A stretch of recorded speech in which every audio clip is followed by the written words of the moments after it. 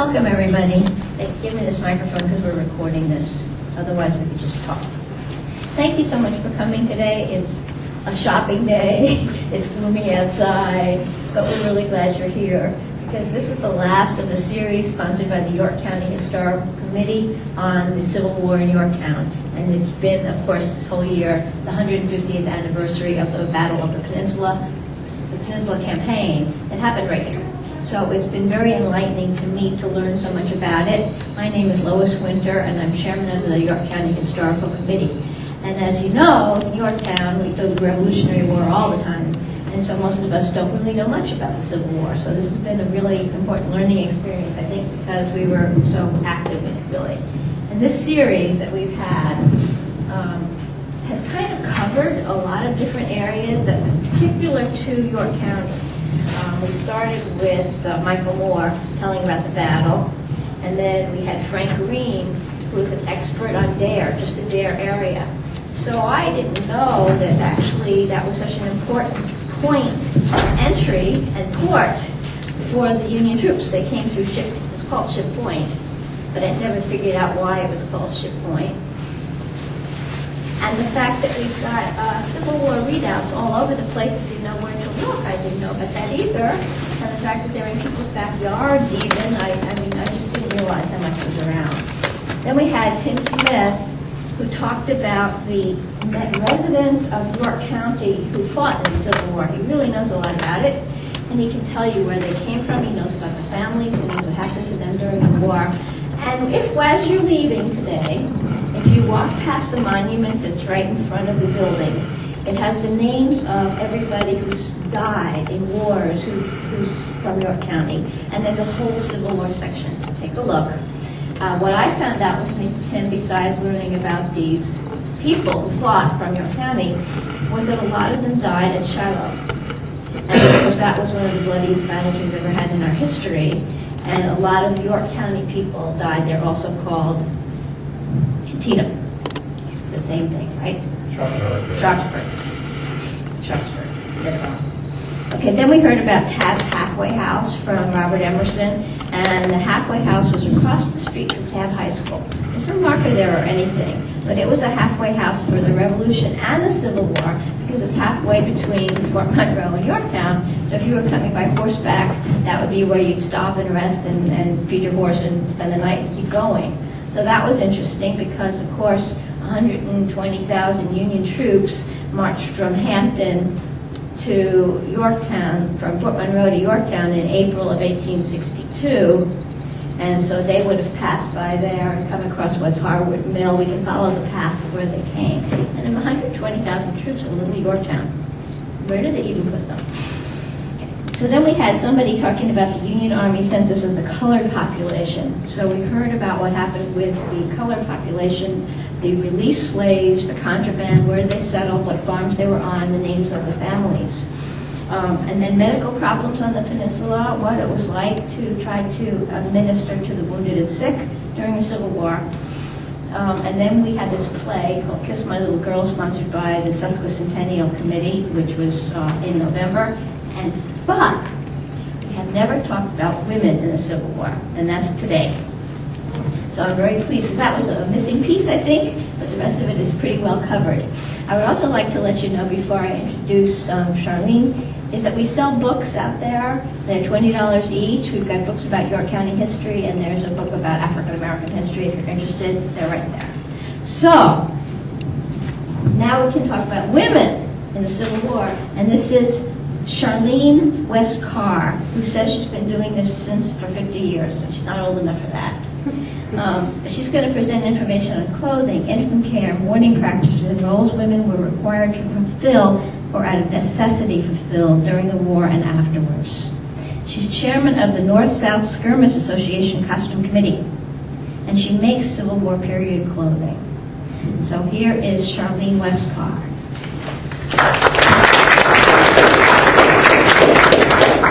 Well, good afternoon, ladies. I'm sorry I'm so late, and forgive me for my tardiness. But I did stop by Amherst store, pick up my post. Little Carl here, he was giving me a little run for my money this morning. I'm so glad we all met here to do our bandage rolling and our talking, trying to get together to see what's going on in the different parts of our little town. You know, with the war going on like it is, and our husbands need to be in the way, we need to see how things are going with each other and how we're faring. Oh my goodness. If you don't mind, I do have some posts here. Would y'all like here to hear my posts? We'll see who they're from first. Baby Cardi will be really good today, okay? You down here. Let's see who we got correspondences from. Oh my goodness. Oh my goodness. I have got a correspondence from my husband. Let's see what he has to say. My dearest wife, I hope this correspondence finds you and our children well and in good health. I'm readying myself for battle. We're marching north to Ox Hill. General Stonewall Jackson has notions of cutting off the line of retreat of Major General John Pope's army. My goodness. We have been waiting for our reinforcements from General Longstreet to arrive. The relief will be well welcome. We are tired and worn and hungry. It's been raining like downpours here, like the angels up in heaven, dumping buckets of water from the heavenly home. Our powder is wet, and what rations we have and provisions are also. The mud is knee-deep. It making it hard to find a dry spot to sleep. If you can sleep, from the cannon fire and the wailing of the lumen, it makes all this harder to close your eyes to rest at night. I keep praying for this nightmare to end. I saw Cousin Robert. He's all right. He asked if you would convey his well-being to his family, especially to his mother. I know you are a strong woman and a caring mother. Please kiss my girls good night. For me and the boys also. Winter's coming soon. If the war ain't over by then, I sure could use a new pair of nice warm knitted socks. All my love, your husband, Billy. Oh, ain't that sweet? My goodness gracious. It's just so dear to get a letter from home like that, from the wall, from your husband's home. My goodness. You know, I've got some pictures with me, well, what we call portraits of my children, and I'd like to show them to you. I know some of you have probably seen my children before, but these are relatively some new ones. This is a portrait of my husband and two of my children. If you will please take a gander at these and let me know if you think they're boys or girls.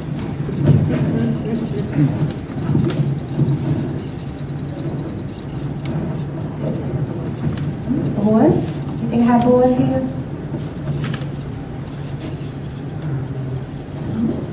Girls? Let's say I have boys and girls.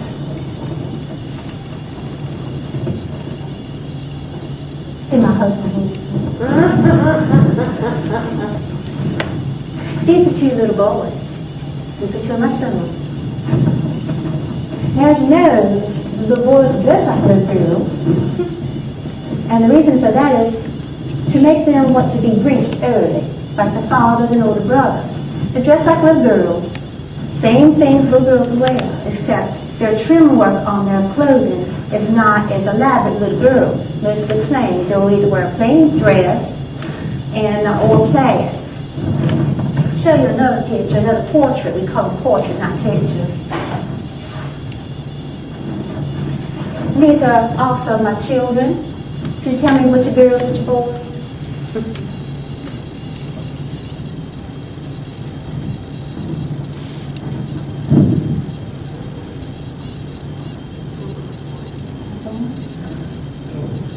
Actually, it's two boys and one girl. The boys on either side, the girls on top. I mean, in the middle. The reason you can tell when you view portraits of this nature in the future, little boys' hair's parted on the side, brushed over from left to right. Little girls parted down the middle, such as fashion as myself, parted down the middle. It's a little trivia for you to take home when you're out and about in a museum, or if you're out and about in an antique shop and you're looking at the card de vistas, which is cardstock of portraits, or tintypes. This is a tintype. It's a portrait, which is what's the terminology? Formatted on a piece of tin.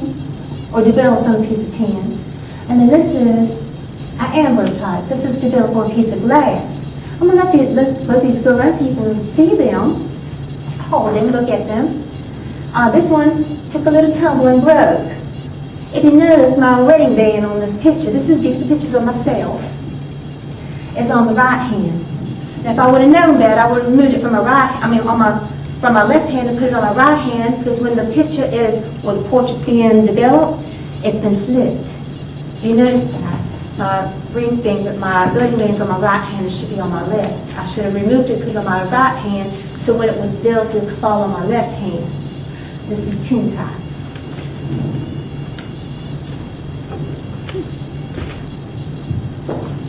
Since we are indoors, I did come from outside. I'm just going to remove my bonnet. This bonnet has a widow's veil on it. I'm not a widow, but it was also called traveling veil. Widow's veils are more plain look, and this is a little fancier. It's to keep the wind from tanning my face. It's supposed to have a light, clear complexion. Having a tan is considered a working woman, and I am a lady of a house, so I would have workers. Not that I don't tend to fields now, I do not have anybody to help me with my farm here. So this is a plain bonnet. Let me take my traveling veil off of it. And also can use for widowhood if I need it. Hopefully my husband will return home safely. I won't need this veil. Notice the bonnet is very elaborately oriented with a lot of feathers. You notice the netting in here? It's supposed to fulfill the spoon bonnet. If you didn't have this here, you have a space here between your hair and hair. You're not supposed to see that. Just make it very elaborate. Make your face look very, let's say, beautiful. Like you have flowers around your face. This is made out of silk. There's nothing but buckram and silk covered. And on the inside of it, it's all hand. This is all hand done. And I'll hold it, let you look at this. Let it go around. If you like to hold it and look at it. And paper flowers.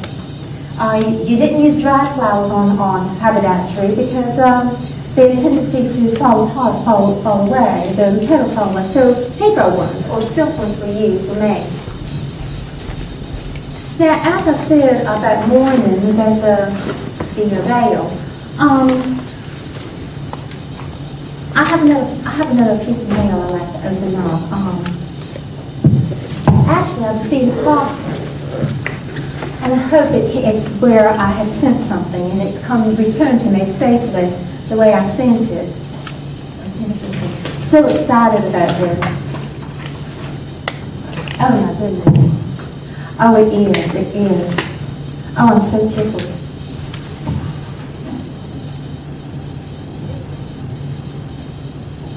Oh, my mourning pen came in. This is a mourning pen. Have y'all ever seen a mourning pen? This is a very small one. I'm going to tell you about what a mourning pen is about.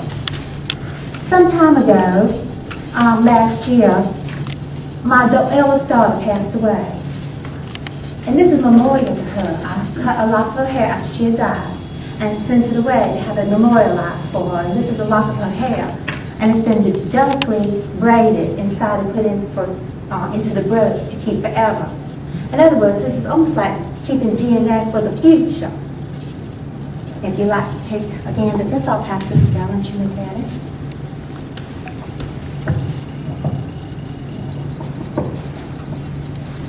Now, the mourning practices of the time period was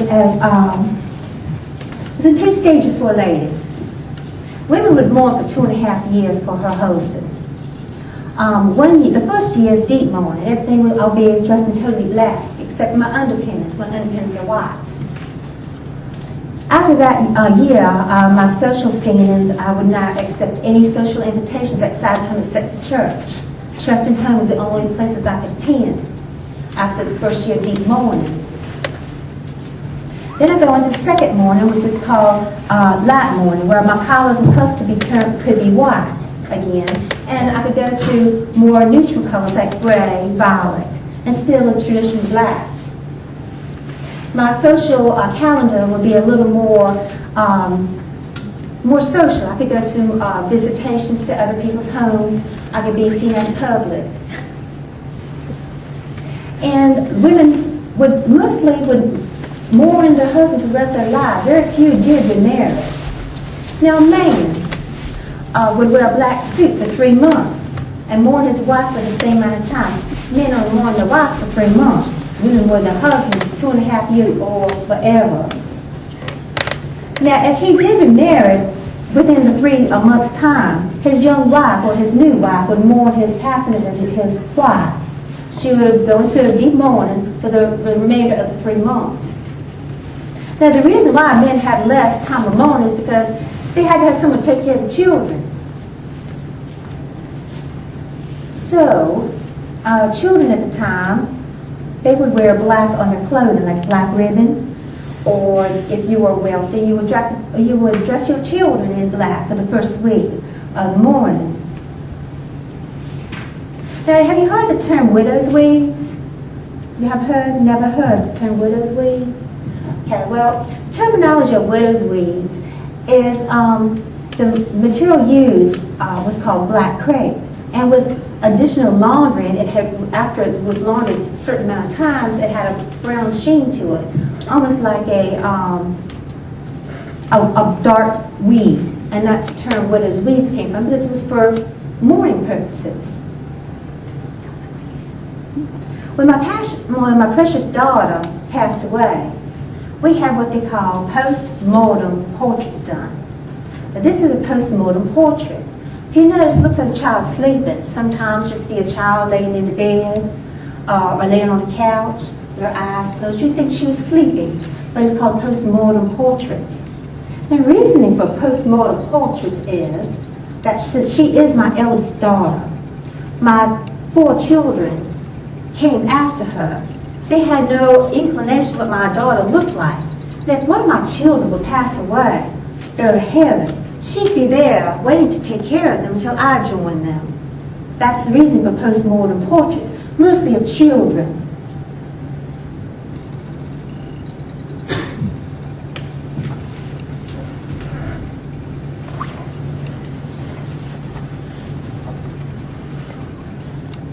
Now, when my daughter died, I'd prepare my home, or family members would prepare my home for the mourning process, which I would take black material, drape over the front of my door and over the windows.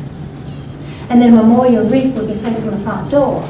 Black bow would be put on the wreath. It was an adult had passed away. A white ribbon would be, a white bow would put on the bow would put on the wreath if an infant or a child had passed away. At the time of death, all clocks in the house were stopped at the time of death. They would not be restarted until after burial. Burial was usually in 3 days, so the clocks would be stopped for 3 days. Now, there would be what they call a death watch. Have you heard of death watch? Death watch is usually done in a 24-hour period after death. And it's usually done in the vicinity of the home, which we didn't have funeral parlors that we do now. Your body was laid out in your home, either in your bed chamber or in your parlor. The room would be lit with scented candles and flowers, if flowers were available during the summer months. And the reason for this was that there was no embalming purposes done for the bodies at home. They tried to do the embalming for the soldiers, so there wasn't any of the fluids, the formaldehyde used to embalm our family members here at home. So, being as though you're laying out for 3 days without any embalming, decomposure of the body, so as to mask the smell of the decaying corpse. The house was kept totally quiet. Your voice couldn't raise above a whisper. You're supposed to honor the dead, but also give comfort to the widow and her family. It was also I would also cover the mirrors in the house, or revert the mirrors to face the wall. And the reason for that is when the person's body would leave when its spirit would leave its body, it was a saying as though if it saw itself leaving its body in the mirror, it might get trapped in the mirror and be here forever, or diverted to hell. So if the mirrors were covered or reverted, let the spirit go to heaven where it should be going, is to heaven, not to hell, or trapped here among us as what we call ghosts. There will also be a funeral fare or wake after the funeral, and the traditional fare will be pies, cakes, cookies, and biscuits. I will present you in a basket of my appreciation for your visit to my home of a biscuit or shortbread cookies wrapped in white paper and with a black seal on it for your travel home, for something to keep you when you're going home, just a remembrance of my token of your appreciation. Let's see. I do believe I received another correspondence. Let's see who this is from. Oh my goodness, this is from my cousin Abby. She's from LaGrange, Georgia. Let's see what she's down there doing in LaGrange, Georgia. Hope y'all love hearing these letters. LaGrange, Georgia, July 25th, 1862. My Lord, that took a long time to get here, didn't it? Dearest cousin, my sincerest apologies for not sending a correspondence earlier. Her writing is something else. I am glad to hear y'all up there in Virginia doing well, being as though it's the plant of those Union forces on your farm. We have been busy here. All our menfolk have left to join the fighting for the cause and leave us vulnerable. LaGrange, being midway between Atlanta and the capital and the Confederate capital in Montgomery, Alabama. We here have taken up arms.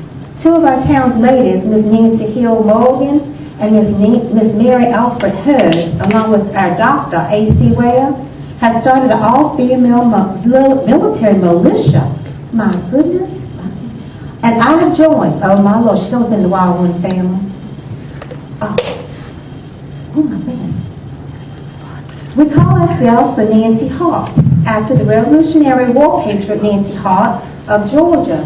We are training using the Williams J. Hardee's rifle and light infantry tactics as our training manual. We meet twice a week for drilling and target practice. Our Captain Nancy Morgan and First Lieutenant Mary Hart gives us an incentive for informal prizes to the best markswoman. There have been several mishaps. One was one of Nancy Hart's shot a hornet's nest. They had bees in their bonnet, I'm sure. Oh my goodness. Oh, and another one, they shot a cow. Oh dear cow. Other than that, there was no loss of woman life. Well, that's good to know. Some of us are expert shots. I personally, just last week, was a top markswoman. I won a jar of peach preserves. Well, I hope you know how to handle a firearm, being as though those Yankees in your back field. God bless you, my cousin, and may He keep you and your Bill and children safe, and best of health. Your dearest, devoted cousin, Abby. Isn't that something? She done joined a militia. My goodness gracious. But not only is us ladies, I've heard, as she's joined a militia, protecting her home, but I've heard that other ladies have done other things for the cause. I mean, like, I've heard that some women have become soldiers. Well, not really soldiers, they followed their husbands into war. Some women with their children would pack up their wares and follow their husbands doing the cooking and laundering for the soldiers to make a little extra money. But they also would help at the hospitals and the camp infirmaries. And some women who didn't have any children to care for would accompany their husbands dressed as a fellow soldier. Isn't this one very attractive male, don't you think? Very handsome? Very handsome, I believe. I think he is very handsome. Picked this portrait up the other day. I put it at one of those periodicals. Ladies, what's called Doties. One lady I heard, her name was Amy Clark. She joined General Braxton Briggs' Army of Tennessee. Her husband died in the battle at Shiloh. She was wounded.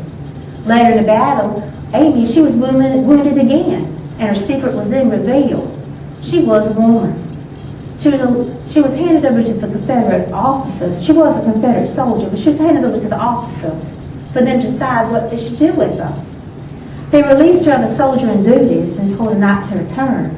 But Amy, she decided she was not finished with the fight. She lost her husband. She had nowhere else to go. She joined the Confederate forces again in Tennessee.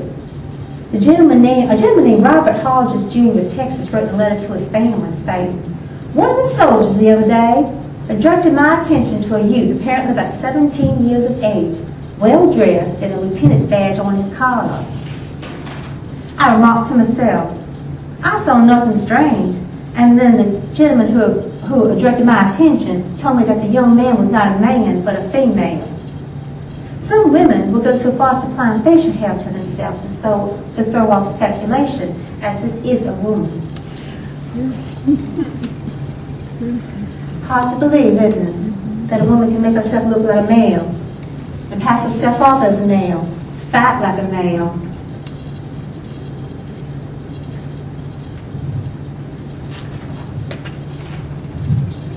Very interesting.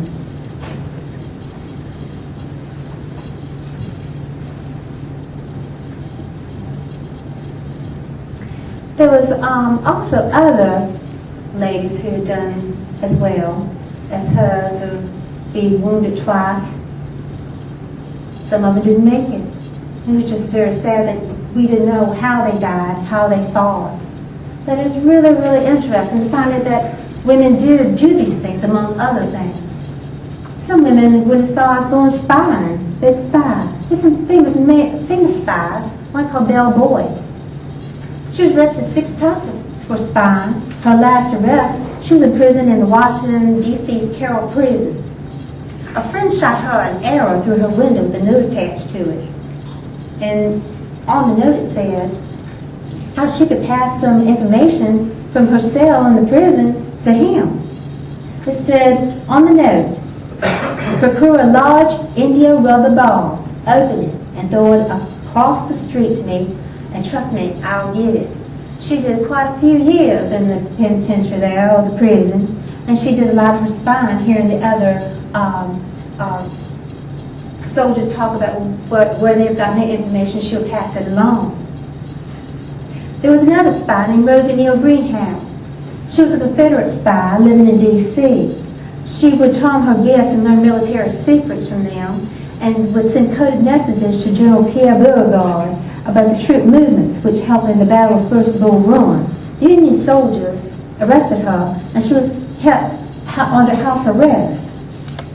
And she wrote a book while she was being under a house arrest called Her Imprisonment. It says My Imprisonment. That's the title of the book. Which she told of her experiences of being a Confederate spy. This is just one of many occupations ladies held during the war. Not only did they spy, they were soldiers, they were followers, but they also were nurses. And they were also drug traffickers. And that's something. We passed along information. Now, the scars also were taken, bring well-needed morphine and quinine to the front. And the way we would do these things, our children would be tagging along. I myself would take my hoop. And this is one of the hoops I would use. If you notice this pocket on this hoop here, that was my pocket. It's hanging on the inside of the hoop. And that's where I would store my druggery that I'd be, toting back and forth across the lines of what we need. And also some spy messages of troop movements as such. Now, generally never had no cause whatsoever to search a lady's person. Lady's person means going up her skirt. A gentleman didn't do that. Now it says so cause suspicion to do so. Now, these pouches had to be evenly distributed along the rungs of this hoop. If not, it would be this way. It had more on one side. That would give him suspicion that I was hiding something underneath my skirts. Then he might have so called suspicion to search my person. Now, any gentleman, especially if he's a father, would take a dolly away from a cute little girl. Now, this is a Mary Todd Lincoln doll, which we are in the process of dressing. Now, her head and her appendages are hollow.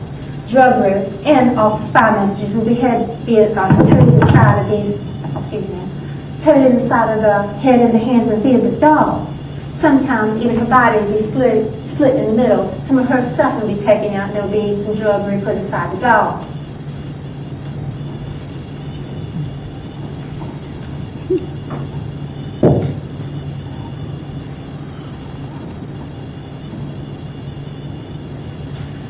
Now, speaking of clothing, I'm wearing 7 layers of clothing today. And you think it'll be mighty hot, or I'll be very, very warm.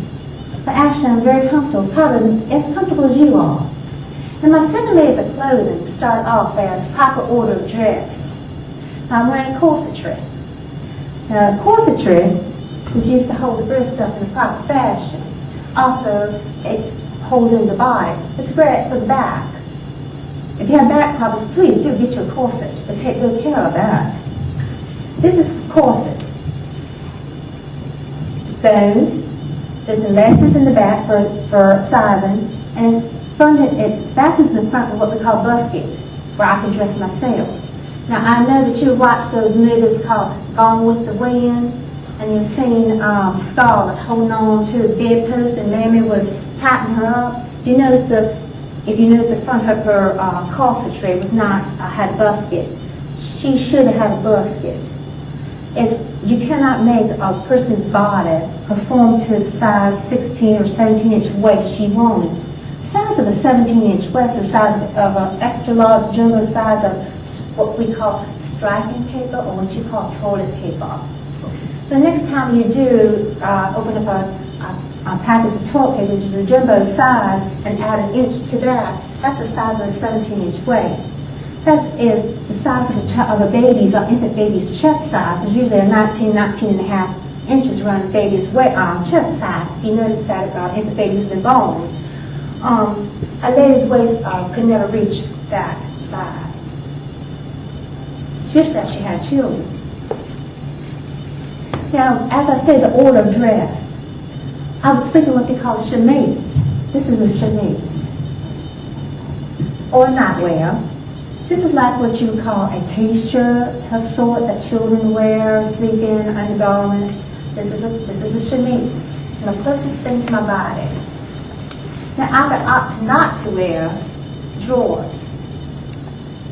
Some women wore drawers, some women did not. Now, drawers, these are drawstring drawers. The drawers I have on today are buttoned. And the reason why they're called drawers is because they're drawn on the body. You notice they're split cross drawers. It's easy access for the privy. Try to go to the privy without having easy access. It's not easy to get underneath all these 7 layers of clothing I'm wearing.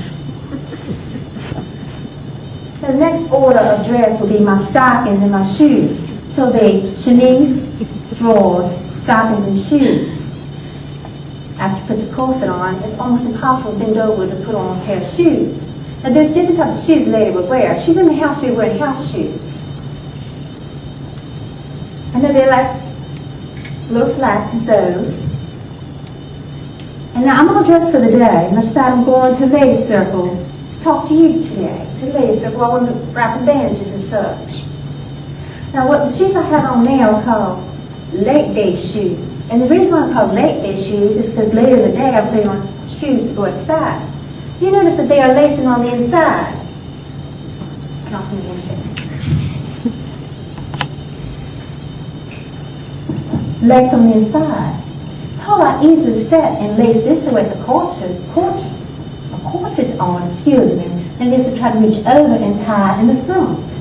Now, if I was dressing for the morning, for the day, I'd put on a pair of boots that laced in the front. Now, these would be work boots that I wear working at the yard, gardening, maybe tending to the animals of the house, or the farm, whatever. These are work boots. Now, if I was going visiting, going to church or whatever, these would be my good Sunday go-to-meeting boots. You notice they're a little fancier for these special occasions. I wouldn't wear these out to go tend to cows or anything, not unless I was dying to need a new pair of shoes, and these would work down to those. Now, as I said, the order of dress, now I got my shoes on, and the next thing goes on will be my underpetticoat. I do not have an underpetticoat to show you because I need to make some. This is an underpetticoat. And the reason why I put an underpetticoat, because I have a hoop on, which is my next layer. Now, hoops, as you notice, are formulas, makes your dress sit up pretty. If I take a tumble and I'm wearing no drawers or split crotch drawers, imagine my private area probably would be exposed. Hence, the underslip. So if I do tumble, you won't see anything but white material. Then over top, the under petticoat would be my hoop. Now there are two forms of hoops. This is a cage crinoline. And as you see, it's a cage crinoline because it looks like a bird cage. Okay? Then we have what we call cover crinoline. Now cover crinoline, you can still find these around in antique shops and museums because they held the test of time. Now the cover crinoline, the photographer of cover crinoline manufactured in France. Now there aren't many of these left because material rots. The only thing we have found is evidence of cover crinolines was rungs with material attached to it and be like a couple of pieces together. This is a cover crinoline.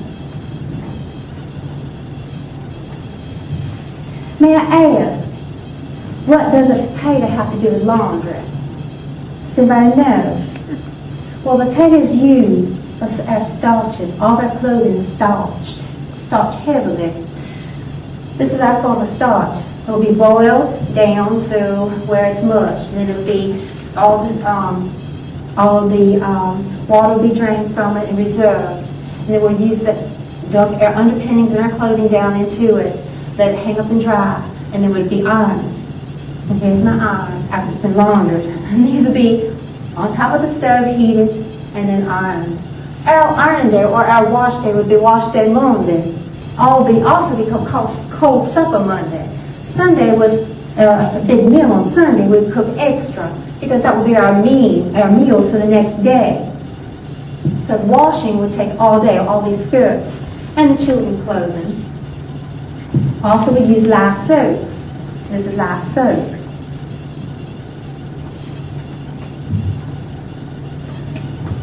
Now, with material being very expensive and labor cheap, we had to make our clothing last as long as possible. Now, what I have on here is called summer sheer. Now, if you notice, my dress, my hemwork here, is of the same material. Ordinarily, since this material is very light, and I can use that little bit of length underneath there to fold under for my hemwork. Ordinarily, I would be making a dress. This is a work dress, and any of my other dresses. We use what we call a mudguard. Usually it's a piece of scrap material or brown book binding underneath the dress here. This is where we wipe off the mud off the back of the dress. As you walk with the hoop, mud comes off your shoes and gets on the bottom of your dress. If you notice there's a brown tape, there's blue tape on here. You just use the blue, brown, or black tape on here. This is called a hem protector. And why a hem protector? Because as you walk, your dress would slightly touch the gravel and would chew up the material. Well, this hem protector would be taken off, and this book binding or a mud guard would be taken off. This skirt would be flipped and put into the waistband for extra length, extra wearing. And the waistband would be put at the bottom, and a new piece of hem protector would be put on, along with a new piece of book binding or a piece of scrap material underneath of it for a mud guard. Then after it couldn't be flipped anymore, then it would be broken down to make children's clothing. It takes approximately 10 yards of material to make a dress for me, for myself. Anywhere between 4 to 8 yards to make a young girl a dress, which is quite a lot of material, being expensive. So a lot of times if you look in portraits, you'll see a family who has a lot of girls in there. And all the materials are all the same, including the mothers, because we'll buy a big bulk of material and try to make everybody's clothes of that one bulk of material because you got a little bit of a, shop people give you what y'all call a discount for buying in bulk. Now, children's clothing is very interesting. We try to make them last as long as possible. And you know, children grow. They grow old and they grow out. I'm going to show you some what my baby Carl has on here today. For infant care. Baby Carl here is wearing what we call a christening dress. And it's long. Baby Carl's an infant. Now, baby Carl, as he lays in his crib, he scooches around in the crib, and he doesn't stay underneath his cover, so he gets cold. That's why the dresses are very long, because it keeps the baby warm. Now, baby Carl's dress is drawstring at the top, drawstring at the waist. Now baby Carr is also wearing a slip, and his slip is open in the back, and it ties in the front here. Poor baby. He's also wearing a baby shift, and I'll show you what that looks like. This is a baby shift. You notice it's got a wide neckline. It's also drawstring. Now, to draw it up to fit the baby, as the baby grows, he wears it till he can't wear it any longer. Now, babies have to be diapered.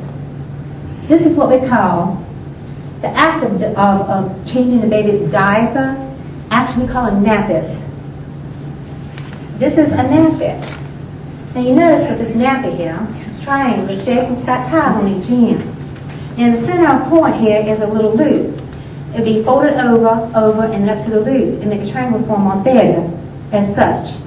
Now, inside this diaper, I'll take a piece of scrap material, which using as much as my material as possible, even scraps, I use inside the diaper to take care of solid waste. The solid waste be taken out, go into the chamber pot, into the privet. Helps with laundry purposes. All children, infants, up until they are toddling, were dressed in white. The reason for is that white can be boiled and it doesn't fade. And it's also because children will urinate on themselves and also have abstinence. And it's also for cleanliness purposes. Their clothes be boiled like that. Now, up top of the diaper is what we call pilcher. Now, pilcher is like a rubber pants. If you call rubber pants, remember those rubber pants, not what you call them, pampers. Well, anyway, this is a rubber pant of sorts. It's a piece of wool, a piece of white wool, which has been felted. It's boiled, and then the weave of the wool gets really tight and constricted, makes it almost waterproof. This is what we call a rubber pant, or what we call pilcher, over top of the diaper. And it's made in the same form as a diaper, triangular shape, except instead of being tied, it's buttoned up to the legs, and that's the way it rides on the baby. That is our diapering process. Now over top of the shift and the diaper, the child will wear a stay. Now stay is similar to a lady's corset. If you notice, this is a baby's stay, or young children's stay.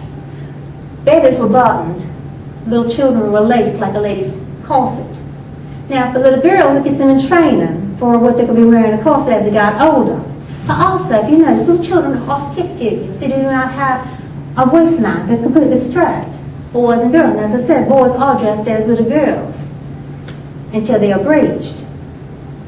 The reason for the stay is to make the garment stay in proper order. This, as you see, goes over the arms go through here and is buttoned in the back. If you notice on this, there's a button. Every piece of clothing that go over top of this is buttoned to this button to keep the clothing from falling off the child, the underpinnings. Like here's a little overskirt that will go over a little girl's hoop. It would be her underslip would hook to the bottom, her hoop would hook to the button, and then the overslip would hook to the button, onto the stay. The girls wear the same amount of clothing as the lady wears. She wears chemise, drawers, stockings, shoes, or boots. Then she wear underslip, then she wear overslip, and then her dress. Of course, the hoop being between the overslip and the underslip. The little boys, when they were breeched, they had certain kind of clothing they had to wear also. They would also wear two-piece little outfits. I did have one I left it at home. It would be like a shirt, and on the shirt would be a button here, and the pants would button onto it. And then some of the older clothing of your grandparents, you see little boys with little knickerbockers on that have little buttons right here. The whole pants sit onto the little boy because he couldn't wear a belt, or he would wear suspenders since he got a little older to hold his pants up. Now children, as I said, they grow. If you notice on this little girl's dress here, this is an infant dress. If you notice on this little infant dress, it's wide neckline, it would come off the child's shoulders, and then she couldn't wear it any longer as far as that the dress was stretched. But there's also growth tucks in here. And if you look at pictures, or portraits, portraits, you'll notice there are bands on the skirts of some of the little girls' skirts. That's where growth tuck was. Now, as the item has been laundered, of course it fades, where that growth tuck does not fade. So to make the dress look nice, the growth tuck is taken out, and a piece of ribbon, a piece of braid work, or hand work would be done on top of that darkened material.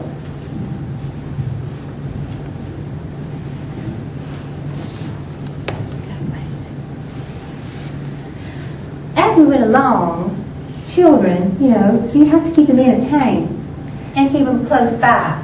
So there's different things we do in the house, and whether such as this, dark, gloomy, time period, the time changes like it is, getting dark earlier. Children have to have fun things to do. Well, there's some little things here I bought that my children would do. Now, I hope all y'all are familiar with your modern day terminology called Scrabble. This is air Scrabble. It was used for, it was an educational toy. All these little cubes would be thrown down, and then when they came up, you would make words. The children would make words. It's a spelling game. This is a game, a learning game. Since the war was going on, I have the duty of instructing my children on schooling. Or my oldest child, who completed school, almost completed school, would instruct our little children on reading, writing, and arithmetic. Those are the only three things that children were required to learn: reading, writing, and arithmetic. A child at the time period, if they went through to 6th grade, I know some of you say, oh, my father did well when he was in 6th grade. He was in 6th grade education. 6th grade is equivalent to 12th grade here in time period now. If a child completed through grade 8, it was like junior college, 2 years of junior college. They'll end up learning everything up to calculus by the time they got to the 8th grade. These are other little things that my children play with. Here's a little ball. Like I said, the spy used an Indian rubber ball. Well, Indian rubber is sort of expensive, so I couldn't afford a rubber ball for my children, so I made them one out of a piece of some sawdust and some muslin material. This is a little ball they play with. There's also a little game here called 9-pin, or tabletop 9-pin. It's like your equivalent of bowling, but you would do it on a tabletop in your parlor. There's a little ball inside. Little girls love to play dolls. Well, sometimes we couldn't afford dolls, so we would have paper around. This is a book of instruction on how to make paper dolls for little girls to play with paper dolls. And some dresses in here that they could draw out to make them fit the dolls. This is what they call Jacob's Ladder. This is very entertaining. I like to do this myself. Try to get going as fast as possible. Sort of neat, I think. It's an illusionary toy. Revolutionary. I know you see some of these in revolutionary times, like here in Yorktown. But anything carried over in the past, carried over into our future. Correct.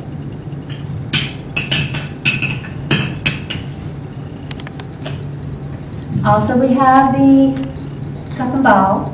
This is a revolutionary toy, but also was used to play with during the Civil War period. I'm not very good at this. I'm afraid I might hit myself in the eyeball. This is what we call quotes. It's like a game of horseshoes. It's played in the parlor on the table. Children sit in the middle of the table or on the floor and toss the little toss the little rings around and try to harness them onto the stake here. Now, ladies, not only did we take care of,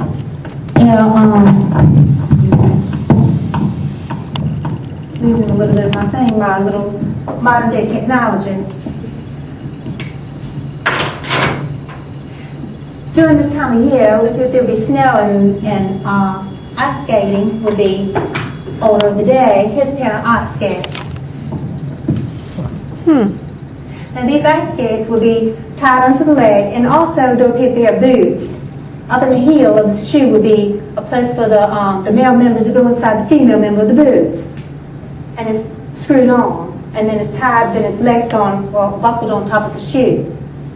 That's ice skates. We'll do ice skating.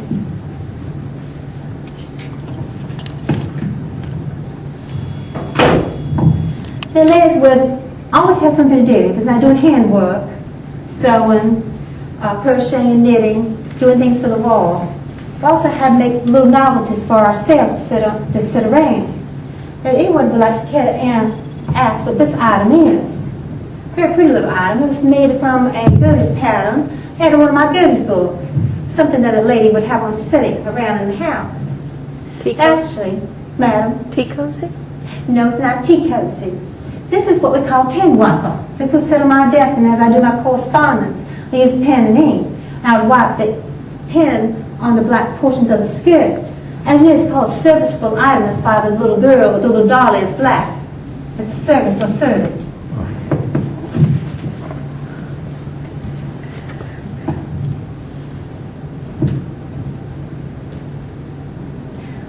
Other forms of entertainment that we would do would be shadow puppets, theatrics. Some of my children worked all week long to do a presentation on Sunday evening. We did reciting poems. The little ones would recite the ABCs, sing little songs from church they learned, anything upon that nature. The summertime, have you ever thought about summertime? What we do for our occupation for that was such hot weather.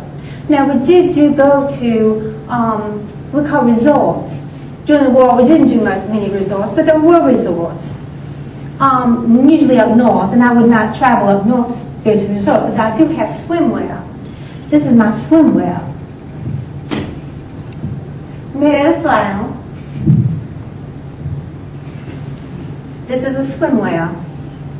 It's a dress, and here are the pantaloons that went underneath of it. Not only would I wear the pantaloons in this, I also wear a corset under the chemise, a pair of drawers, my stockings, a pair of swim shoes, oilskin hair tie, a hair bonnet, and a big straw bonnet, straw hat over top of that. Now, this is a lot of clothing. I didn't go swimming. I went wading. Now, at these resorts, or at lakes, that was a resort, there would be a horse and carriage, or be what they call bathing carriage. It would be sitting down, or trolley. It would send down into the water, and I'll be riding into the trolley. There would be someone that would get off the trolley, a servant or such, would help me out into the waist-deep water, and I would walk around and wade. Virtually impossible to come back up shore with all this wet clothing on. So I'd get back, have help get back into the trolley, and then the trolley pulls us back up to shore.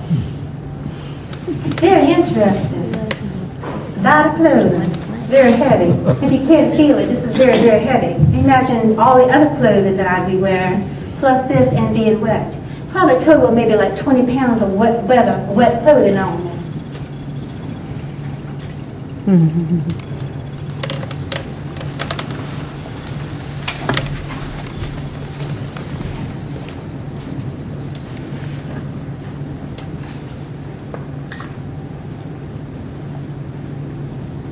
Not only did we take care of the home, we also were our own doctors, our own nurses. We took care of the farms. We took care of all of our husband's businesses. If they were a banker, we tried to keep the banks open if we could. If we ran a grocery store or a little the post office, we helped in that manner to keep our husband's businesses alive and thriving, trying to make what little money we could. Sometimes we have to take care of the farms. We also try to help in any way. Like today, we're here today making bandages to send to the front, knitting socks, talking about our families, just having a little social gathering to keep up with the times, to keep up what we're doing, how we're faring during the war. Luckily, where we are at, where we live, our portion of our food sources was mostly from the rivers. So we had clams and oysters to eat. We also had fish. We had salted fish or smoked fish. If we were lucky to still have animals left after the soldiers had come through and took what they could take and leave us with hardly nothing. Most of our roots that we grow into our gardens were saved and hidden in root cellars, which were not close to the house, but were dug out into the woods, and we would know where our food sources would be. We ate a lot of dried beans if we could dry them in time for the war, or if it had anybody come through the war. We ate a lot of roots, carrot soups, potato soups, squashes, and